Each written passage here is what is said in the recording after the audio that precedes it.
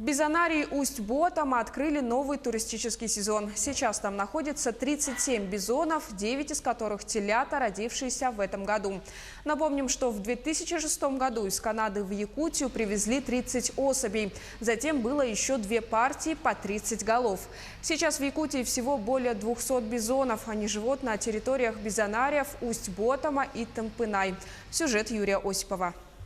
Здесь живут те самые первые бизоны, которых привезли в 2006 году. Сейчас они уже повзрослели и приглядывают за своими телятами. В этом году родились 9 малышей, сейчас они пока не отходят от своих матерей.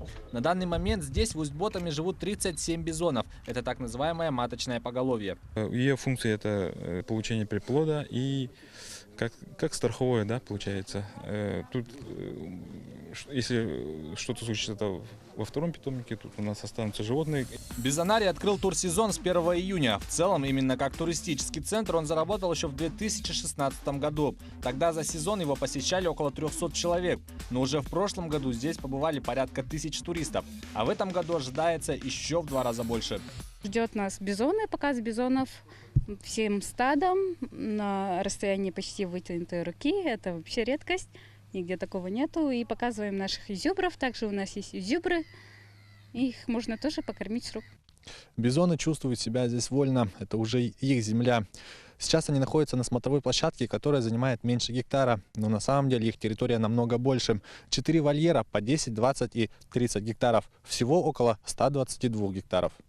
Сейчас в Якутии всего более 200 бизонов. Они обитают на территориях питомников Усть-Ботама и Тампынай. С 2017 года осуществлено 2 выпуска. Сейчас на воле в горном районе живут уже около 60 животных со спутниковыми радиоошейниками. По словам специалистов, местная природа пришлась им по душе. В дикой природе они сами добывают корм. У них головная часть очень сильно развита, они копытят головой.